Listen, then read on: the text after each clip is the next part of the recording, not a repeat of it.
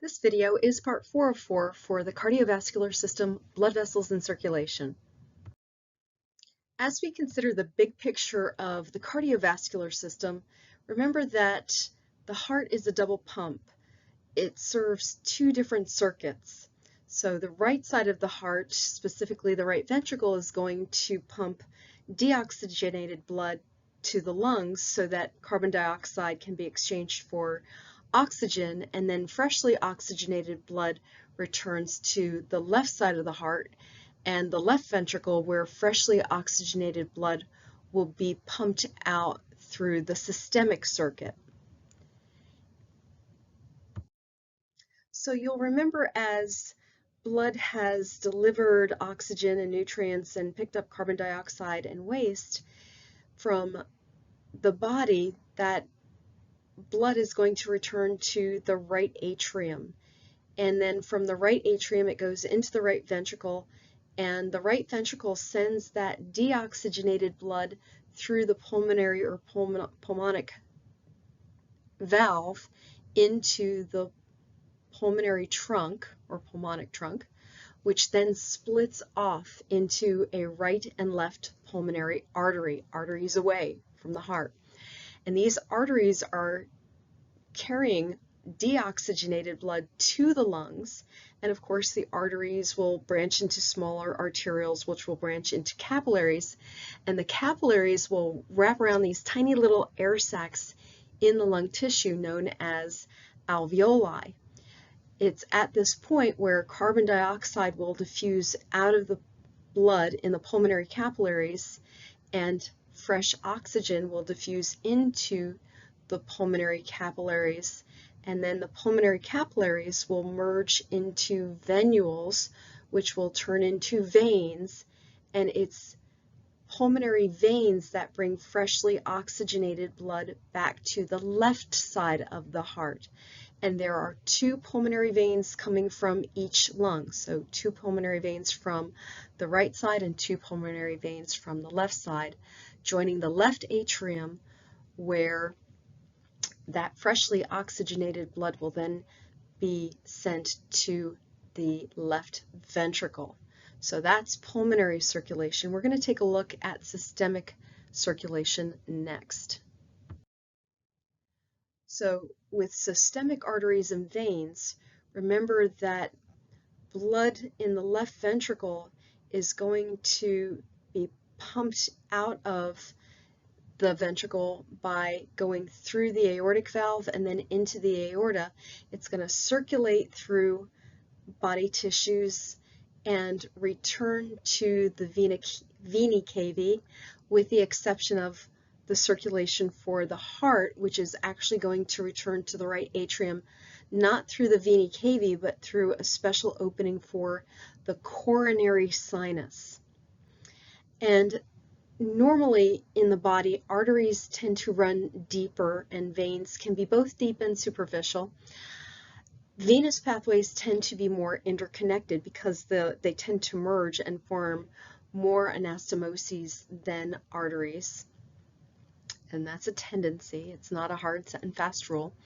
There are also special areas where venous blood can be collected. For instance, you probably saw and hopefully remember the superior sagittal sinus when you looked at the sagittal view of the head when you were looking at that in AMP1. So there are several dural sinuses that collect venous blood from the brain. There are special collections for the digestive system, including the hepatic portal system. And so we've got these unique venous drainages that help collect venous blood after oxygen and nutrients have been delivered to body tissues, and now we're collecting carbon dioxide and waste. So looking at systemic circulation, again, I just mentioned the function: deliver oxygen and nutrients, carry away carbon dioxide and waste. And so systemic circulation begins with the left ventricle pumping that fresh oxygenated blood through the aortic valve into the aorta, where it's going to circulate through the aorta, then arteries, arterioles, and then through capillary beds.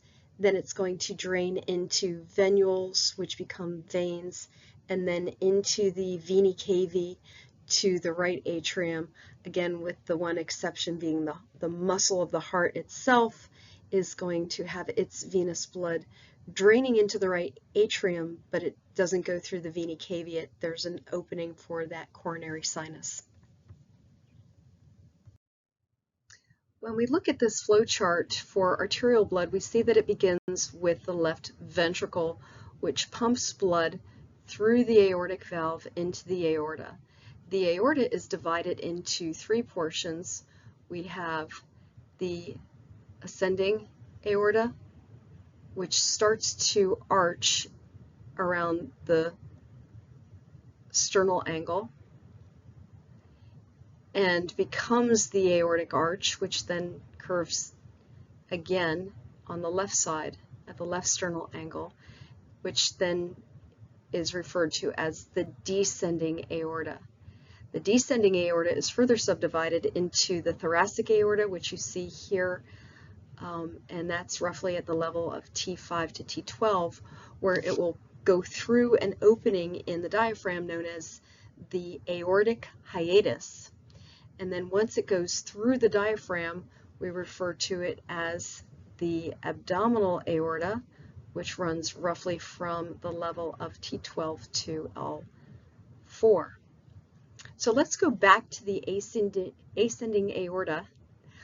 The first two arteries coming off of the aorta are going to go right to feed the muscle of the heart itself. So the heart's pumping blood, and it's going to give itself the first fresh oxygenated blood because the heart is pumping roughly 108,000 times a day. It needs oxygen, it needs nutrients. So the first two blood vessels coming off of the ascending aorta are the right and left coronary arteries. I'm saying right first because even though this is your reading left, it is the right side of the patient. Now, as we travel up towards the aortic arch, we see that there are three main branches coming off of the arch of the aorta. And the first branch on the right-hand side is the brachiocephalic artery or brachiocephalic trunk. And that's going to give rise to the right subclavian artery and right common carotid artery. And those supply blood to the head and the neck and the upper limbs. And coming off of the brachiocephalic artery, we also have blood supply to the wall of the thoracic region on the right. If we look at the right common carotid artery first, when you have an artery that says it's common, it's going to branch into usually an internal artery and an external artery. And we see that with the right common carotid artery, it's going to branch into a right external carotid artery and a right internal carotid artery. And external carotid arteries usually supply blood to numerous structures within the face, the lower jaw, the neck, the esophagus, the larynx.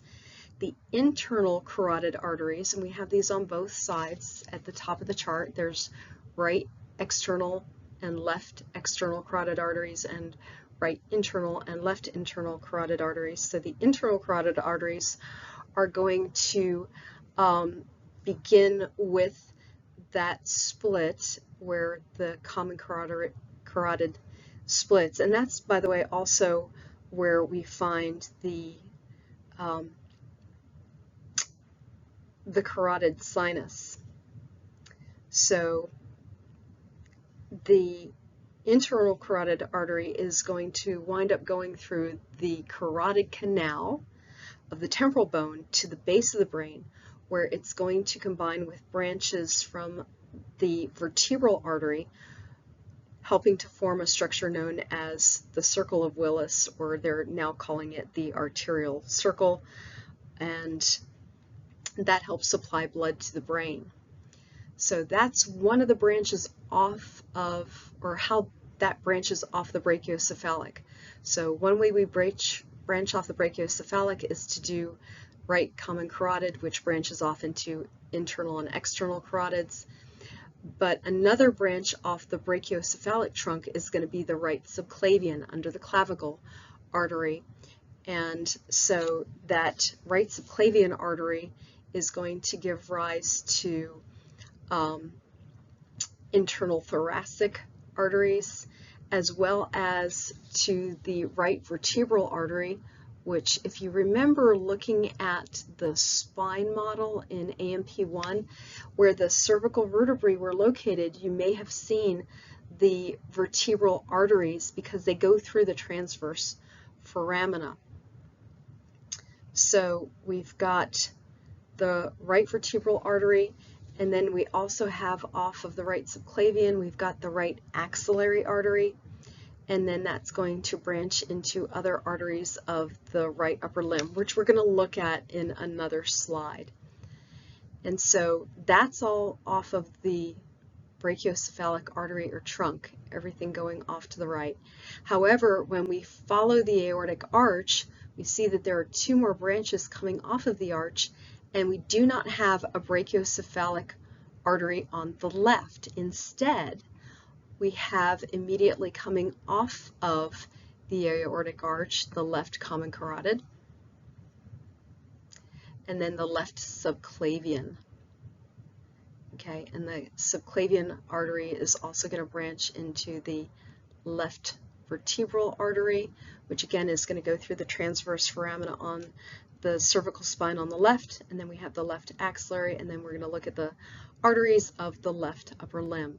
Now, after the arch of the aorta, which is going to turn downward after the left sternal angle, we see that again we've got the thoracic aorta, which goes through the aortic hiatus through the diaphragm to become the abdominal aorta. As we take a look at this flow chart of blood through the head and neck, there's one thing I want to point out, and this term brachiocephalic trunk down here just above the aortic arch is pointing to, it's got a little line, but it's pointing to your reading left, which is the right side of the patient. So this is the brachiocephalic trunk. It's the first vessel when you come to the aortic arch. And again, off of the brachiocephalic trunk, we have the right subclavian artery. Now on the left side, we have the left common carotid here, and then we have the left subclavian. So common carotid, then subclavian. Think about it, your neck is closer than your arm, so it would make sense that the common carotid would be closer than the subclavian, which goes under the clavicle towards the arms. So as we look at this flow chart, you can see there are a bunch of little arteries that are not on your lab list, and I'm really trying to stick with what's on the lab list to what we go over. But if you look at these arteries, hopefully some of these names would sound familiar, like the superior thyroid artery. Obviously that's going to go to the thyroid gland. How about the lingual artery? Maybe that would go to the tongue. Facial artery might go to the face. Occipital artery, well, that's going to be the back of the head where the occiput is, and so on and so forth. So when you see those terms, hopefully they'll make sense. So as we look at the common carotid arteries, which are here and here, right and left, we see that they're going to branch out into external carotid arteries. So this is the right external carotid.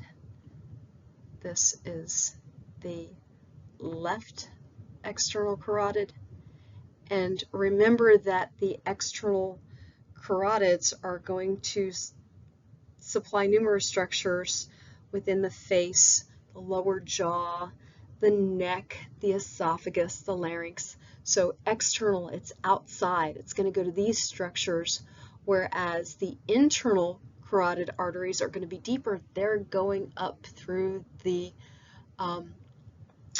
through that carotid canal in the temporal bone to the base of the brain. So if we follow the right and left internal carotid arteries, here's the left internal, here's the right internal, they're going to join with the right and left vertebral arteries, which you see here, and they're going to help form this cerebral arterial circle, also known as the circle of Willis. As we look at the right and left vertebral arteries, we'll notice that they join together to form the basilar artery. The basilar artery sends branches to the cerebellum, the brainstem, and the posterior cerebral arteries, and it is the main blood supply to the brainstem. So the basilar artery is the main blood supply to the brainstem. So if you think of the brainstem as being the base of the brain, because it's below the brain, and that's where the basilar artery sends blood, okay? So we're going to take a look next at the arterial circle or cerebral arterial circle or circle of Willis, and this is just an anastomosis that is formed as the basilar artery splits into right and left posterior communicating arteries. And then we can also see that the internal carotid joins in here. Okay, so blood is coming from the internal carotids to join the right and left posterior communicating arteries, and then from there we have the anterior communicating arteries, and branching off the anterior communicating artery we have right and left cerebral arteries. So this is all a structure that's designed to help continue blood flow to the brain. So if blood flow is cut off by a particular vessel, we still have other routes to get fresh oxygenated blood to the brain. So in summation, the internal carotid arteries are going to anastomose with the structures coming off of the vertebral arteries by way of the basilar artery to form the anterior and posterior communicating arteries. So remember, with the common carotid artery, it's going to split into an external carotid and an internal carotid. And so the internal carotids are going to go up towards the brain to form the circle of Willis or cerebral arterial circle. And then the external carotids, remember that those supply numerous structures within the face, the lower jaw, the neck, the esophagus, the larynx. And so when we look at this picture down below, you can see some of the branches off of the external carotid that you do need to know because I looked at the lab list. And that includes the occipital artery, which if you follow where it's pointing to, it's actually right here, and it kind of curves and goes up this way on occiput. We also have the facial artery. Okay, and so the facial artery we see coming off of here and going up towards the face. And then we have the superficial temporal artery. Sorry, I'm actually looking at our lab list to see what you need to know. So here's the superficial temporal artery. Okay, that It's coming right up here near the temple. Okay, superficial temporal artery, that's this guy right here. And again, those are just branches off of the external carotid artery, but you can see there's also a lingual artery, a superior thyroid artery, a maxillary artery, and you can imagine where they would go because it's really in the name. As we discuss these arteries, please understand there are more branches of arteries than we have on our lab list, and I'm really trying to focus on the arteries that are on the lab list. So coming off of the brachiocephalic artery, we then have the right subclavian artery, which we discussed previously, and the right subclavian artery has the right common carotid and right vertebral artery coming off of it, and also the axillary artery. The axillary artery is basically going to penetrate the body wall and enter the axillary region, and it supplies blood to the area around the head of the humerus, and it is the vessel that continues towards the arm and turns into the brachial artery in the brachium, which is the upper arm where the humerus is. And the brachial artery is again going to give off more branches to supply blood to the posterior surface of the arm in the region of the elbow, and the brachial artery will bifurcate or fork into the radial artery. So you can see that fork here. It's going to break off into the radial artery, and it also branches into the ulnar artery. And the radial artery basically runs along the radius, and it gives off smaller branches until it gets into the carpal region, where it's going to fuse with the ulnar artery to form superficial and deep palmar arches. So it actually forms an anastomosis, and it supplies blood to the lower arm and the carpal region. The ulnar artery, again bifurcating off of the brachial artery, is going to fuse with the radial artery.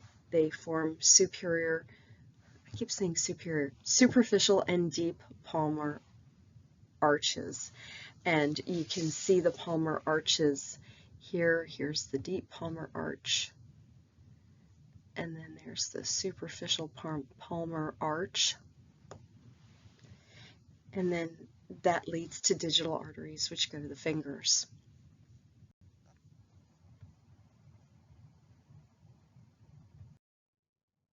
Here we have a picture of some of the arteries of the body in an anterior view. This does not include all of the arteries that we've discussed so far, but it's got a lot of them. This is a closer picture of the arteries of the right upper limb and thorax, and labeled over here on this side we see the brachiocephalic trunk. It's actually right here. And then that brachiocephalic trunk is going to give rise to the right common carotid artery, and also to the right vertebral artery, at which point it's going to turn into the right subclavian artery. It's labeled on this side, but that subclavian artery is on over here.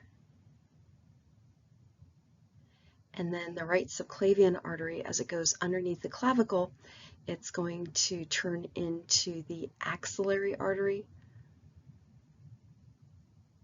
which will then become the brachial artery, which then bifurcates or splits into the radial artery and the ulnar artery. Remember, the radial artery is where the pulse is commonly taken. And then we have the deep palmar arch. It's an anastomosis of the radial and ulnar arteries. And then we have the superficial palmar arch.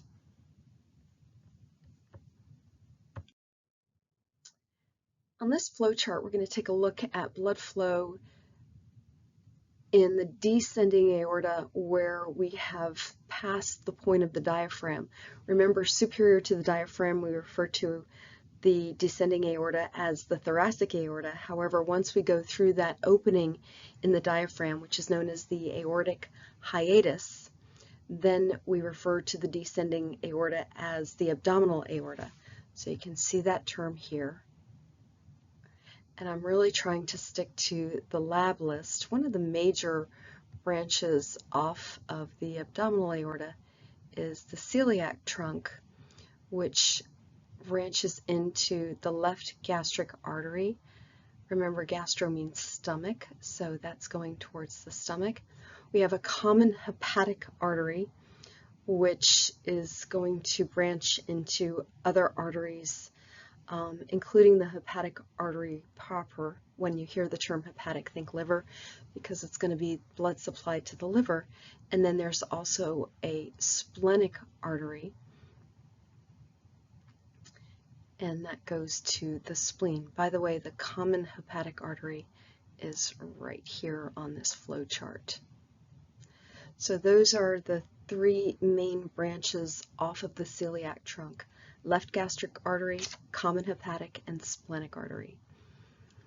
And from here, we're going to look at the branches off of the abdominal aorta, which are the superior mesenteric artery and the inferior mesenteric artery. And the superior mesenteric artery is going to supply blood to the small intestines, and that means the duodenum, the jejunum, the ileum, as well as to the pancreas and a majority of the large intestine. The inferior mesenteric artery is going to supply blood to the distal portion of the large intestine as well as to the rectum. And then we also see renal arteries coming off of the abdominal aorta. The renal arteries are going to go to the kidneys, and then we have gonadal arteries, and the gonadal arteries are actually going to supply blood to the gonads, which are reproductive organs. So sometimes they're referred to as ovarian arteries or testicular arteries, depending on the sex of the individual.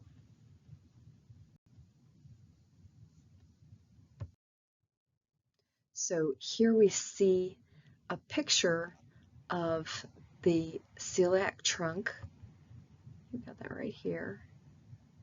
So you can follow the black line to see where it comes off of the abdominal aorta, and then off of the celiac trunk, again, we have the left gastric artery. We have the common hepatic artery, and then we have the splenic artery, which is right here. Okay, those are the three main branches: the common hepatic, left gastric, and splenic. Here's another view of the major branches off of the abdominal aorta. Remember that the abdominal aorta is so named once it goes through the aortic hiatus. That's an opening within the diaphragm. And this picture is kind of cool because you can see another hiatus for the inferior vena cava and a hiatus for the esophagus to come through to deliver food towards the stomach. And so that's the esophageal hiatus. Here we have the celiac trunk. And you can tell, even though these arteries have been cut, you can tell that this little cut artery over here on the right side of the person's body, well, that's going to go to the liver. So we know that that particular branch is going to be the common hepatic artery. And this branch over here on the person's left is going to be the splenic artery, because the spleen is on the left side of the body. And then this little bitty guy right up here at the top, that's the left gastric artery. Here we have the left and right renal arteries going to the kidneys.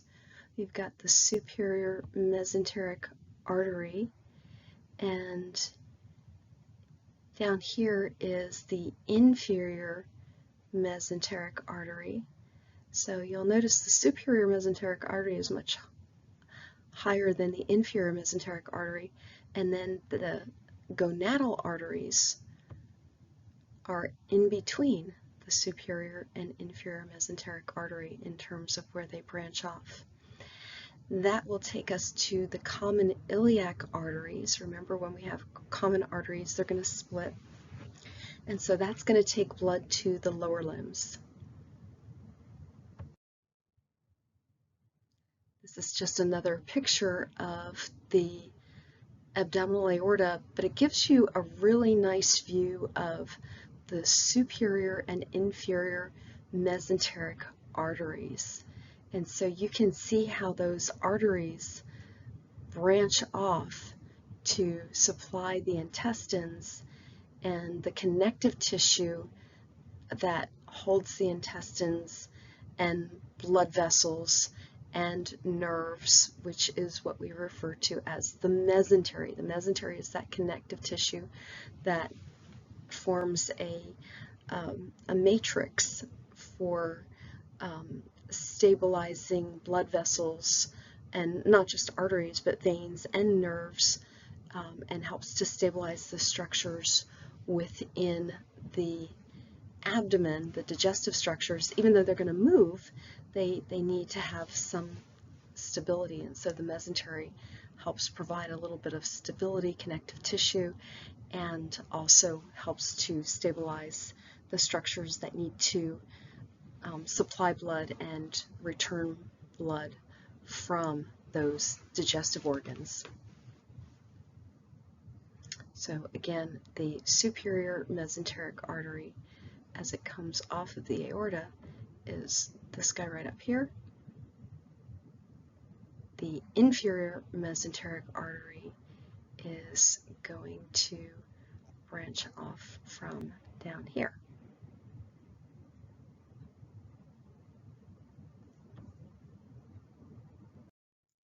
So when we get down to the inferiormost aspect of the abdominal aorta, which you can see up here, we're still in that ventral body cavity at the superiormost aspect of the pelvic cavity, is where the abdominal aorta is going to bifurcate or split into a right and left common iliac artery.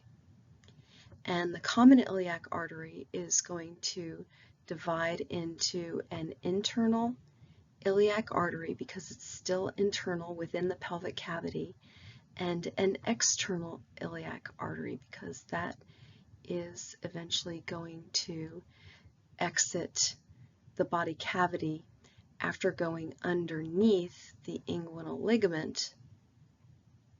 That external iliac artery is going to turn into the femoral artery.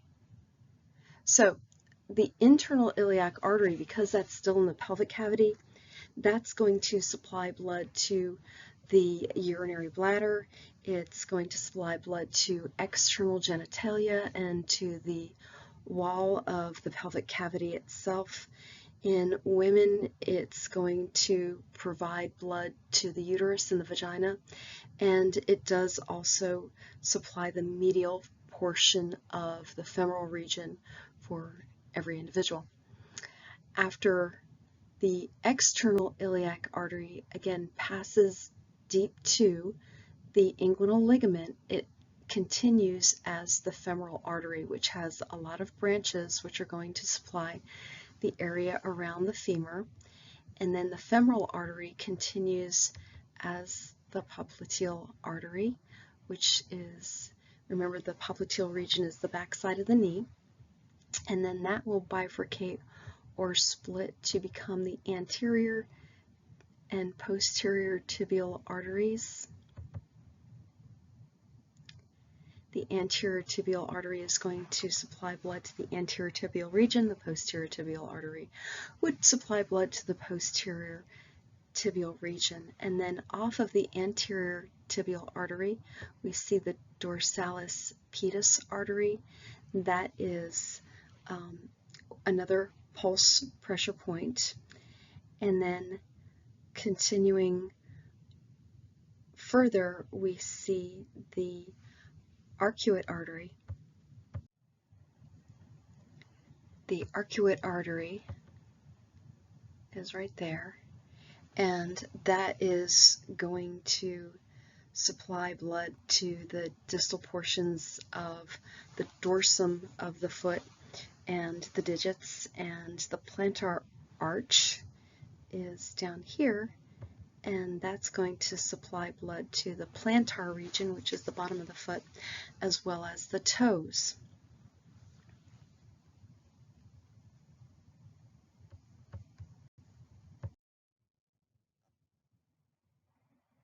So here we've got a nice picture of the abdominal aorta, and you can see that it bifurcates or splits into the right and left common iliac arteries at the superior portion of the pelvic cavity.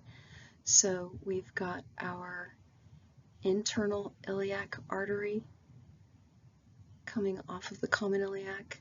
We have the external iliac artery that's going to travel underneath that inguinal ligament where it becomes the femoral artery. Now they don't label the femoral artery until it passes down further, so we see it here, but all the branches, with the exception of the obturator artery, all the branches that you see here, like the deep artery of the thigh, lateral circumflex, medial circumflex, those branches are coming off of the femoral artery. And then there's another little opening through a ligament called the adductor hiatus, through which the femoral artery passes to become the popliteal artery, and then popliteal branches into anterior to the front of the leg, posterior to the back of the leg. Remember, the thigh is where your femur is, the leg is where the tibia and the fibula are, and then we have the dorsalis pedis artery, the arcuate artery, and then we have our plantar arch. And the plantar arch and the arcuate artery are actually formed by anastomoses.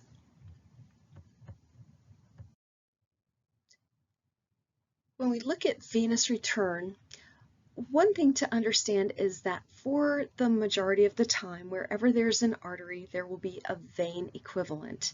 However, it's not always the case. So we're going to look at this flow chart beginning with the superior vena cava, which drains blood from most areas that are superior to the diaphragm, and we see that here. And then we have the inferior vena cava, which drains blood from most of the areas inferior to the diaphragm. And of course, those large vessels are going to enter into the right atrium of the heart. As we look at venous blood flow from the brain and the head and the neck, we're going to start with the superior sagittal sinus, which hopefully you saw on the sagittal head model in AMP1. And there are other sinuses in the brain that are going to help drain venous blood. They're not on your lab list, but I just want to point them out. We've got the inferior sagittal sinus, the straight and transverse and cavernous sinuses. And so those sinuses are draining blood from the brain itself. And just like we had the superficial temporal artery, we've got a superficial temporal vein. We have the facial vein. And so these veins and sinuses are all going to drain blood into the internal jugular vein.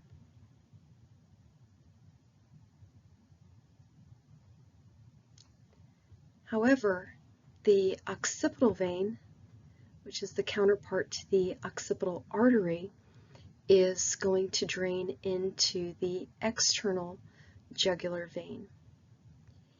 And the external jugular vein will join the venous blood with the subclavian vein, whereas the vertebral vein, which is the counterpart to the vertebral artery, is going to join into the brachiocephalic vein directly. Now the subclavian vein joins into the brachiocephalic vein, but remember it goes external jugular to subclavian and then subclavian to brachiocephalic. The vertebral vein, tough morning, goes right into the brachiocephalic. Now, I also want to point out that we have two brachiocephalic veins, one on each side. We only had one brachiocephalic trunk or artery, which was the one that went off to the right.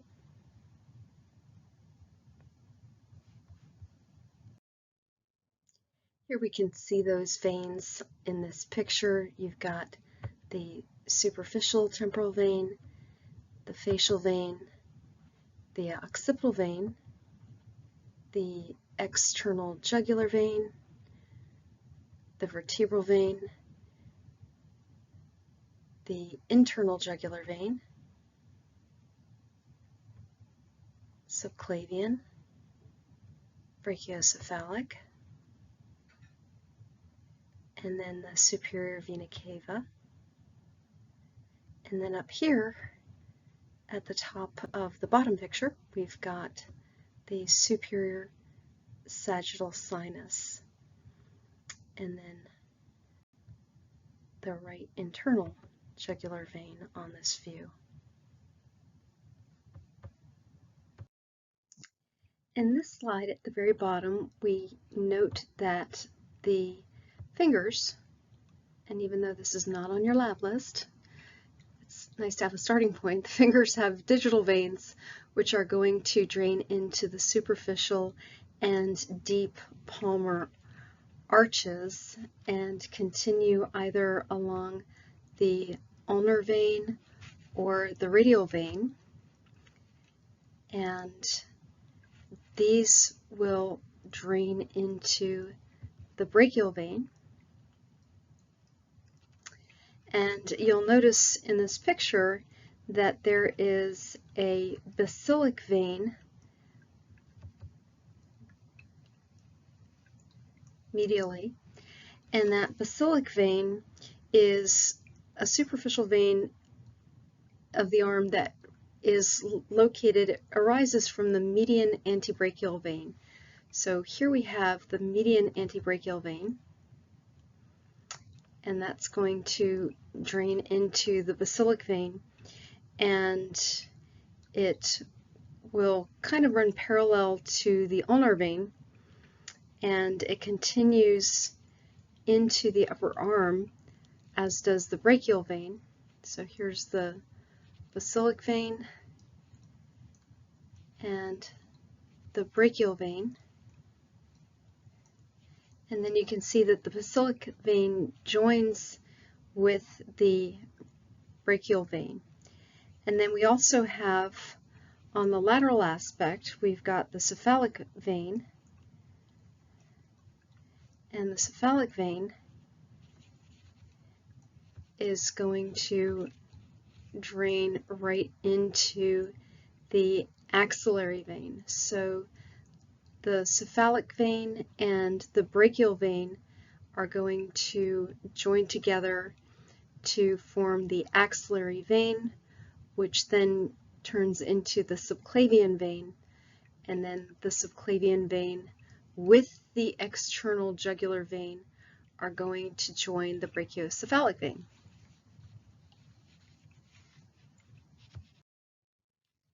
And so here we've got another picture of some of those veins. We can see the digital veins going from the fingers, and then you can see the palmar arches within the hand, even though it's not labeled. And then we have the radial, ulnar, and median cubital vein.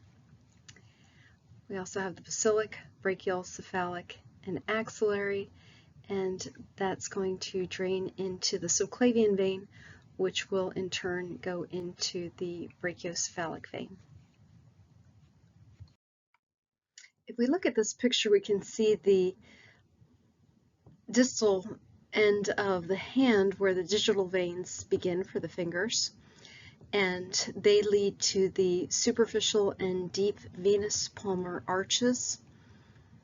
And we can also see those arches lead to the radial and ulnar veins. The radial and ulnar veins will continue proximally until they join with the brachial vein. And we also have medially located the basilic vein, which is more superficial than the ulnar vein. And on the lateral aspect, we have the superficial cephalic vein, which is more superficial than the radial vein and more lateral. And we also see the median antebrachial vein. Now, coming off of the cephalic vein is the median cubital vein, which actually will anastomose with the basilic vein. And the brachial vein and basilic vein will join together to join the axillary vein. And you can also see the cephalic vein goes all the way up as well to join the axillary vein. And then the axillary vein joins the subclavian vein, and that goes to the brachiocephalic vein.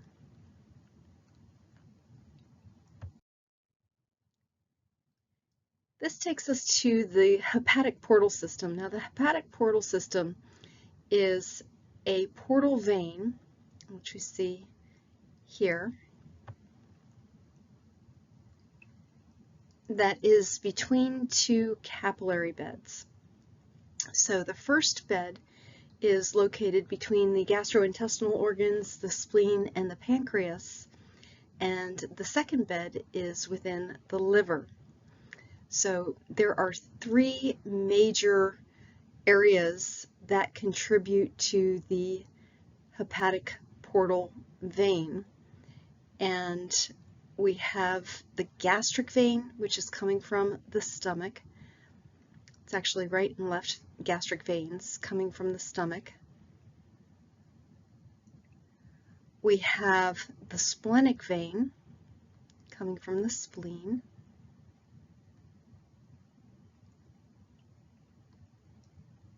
And then we have the superior and inferior mesenteric veins that are coming from the mesentery. So here's the superior mesenteric vein and the inferior mesenteric vein.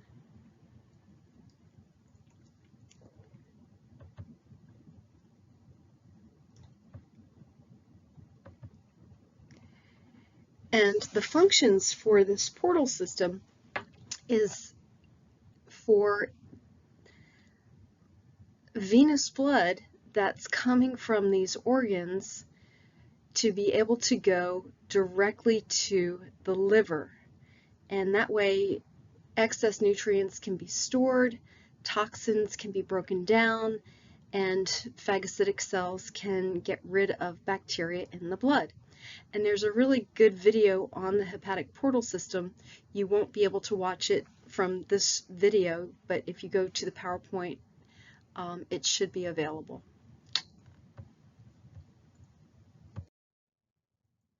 So here we see the hepatic portal circulation is going to contribute to the inferior vena cava. And again, here's the hepatic portal vein. And we've got the veins from the stomach, so the gastric veins, the vein from the spleen, the splenic vein, and then the inferior and superior mesenteric veins. Portal hypertension is a condition that occurs when there's an obstruction of the flow of blood through the liver, and that causes pressure to increase within the portal vein. And there are different things that can contribute to this, like the abusive use of alcohol, hepatitis B and C, fatty liver disease, sometimes parasitic infections such as schistosomiasis from undercooked pork. And if that happens, you can see the presentation on this individual below. In this slide, we can see the hepatic portal vein, which is receiving blood from the superior and inferior mesenteric veins as well as from the splenic vein. So as blood goes through the digestive system and nutrients are absorbed and maybe some toxins, then that blood is going to flow through those veins that I just mentioned, the superior and inferior mesenteric veins as well as the splenic vein, and go directly to the hepatic portal vein. Now, they're going to the hepatic portal vein so that the liver can process those things, and then from there, from the tissue of the liver itself, blood will then flow through the hepatic veins to get into the inferior vena cava. So we're seeing that on this slide in particular. It's meant to show you that the hepatic portal vein joins the capillary beds of the digestive system with the liver. So again, once those nutrients are absorbed in the digestive system, that blood goes from the superior and inferior mesenteric and splenic veins through the special hepatic portal vein to get through the capillary bed of the liver, where those nutrients and potentially toxins will be processed before going into hepatic veins to get into the inferior vena cava. Now on this picture we can also see at the bottom we've got our internal and external iliac veins that are coming from the lower limbs and from the pelvic cavity, and those are joining the common iliac veins. Here we've got a picture of the tributaries to the inferior vena cava. We've got the internal iliac vein here. Remember, the blood for the internal iliac artery was blood that was flowing to the pelvic wall. It was flowing to the to the uterus, to the vagina, whereas the external iliac artery went to the lower limbs, and so when blood is returning, it's a counterpart to those arteries when we look at the internal and external iliac veins, which then join together to form the common iliac vein. And then we have gonadal veins on the left and right hand side.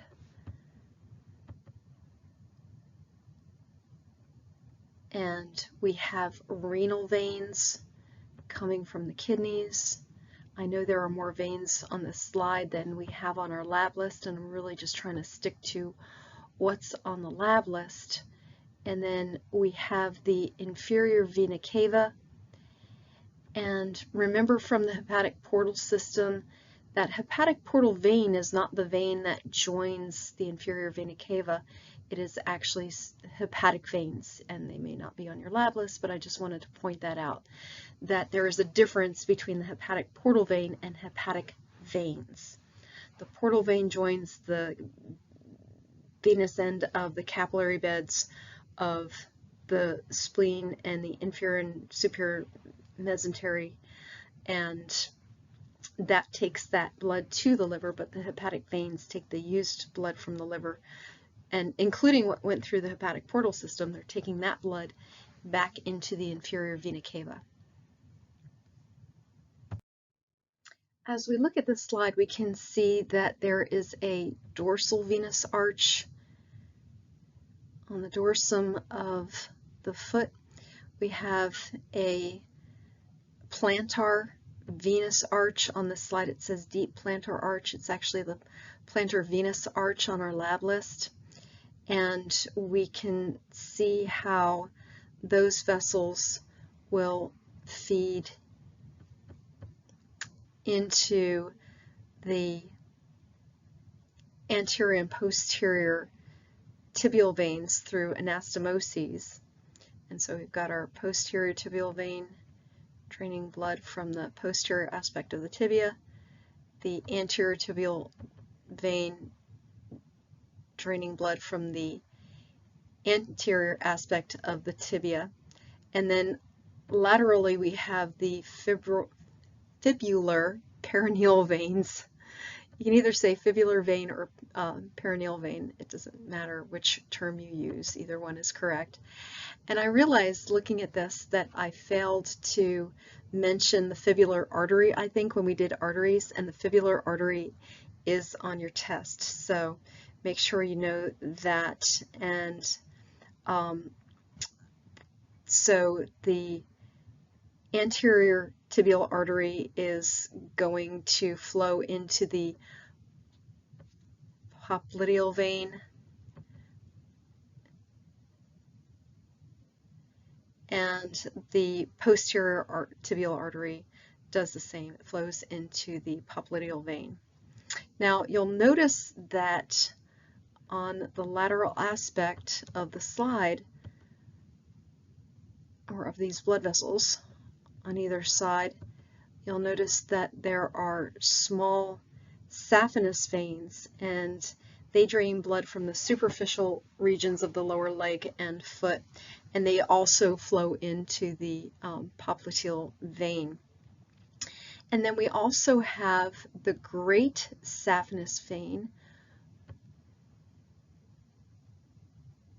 And so the great saphenous vein is a prominent vessel on the surface of the medial surface of the leg and the thigh, and that drains the superficial portions of those areas and flows into the femoral vein. So the great saphenous vein is going to join the femoral vein,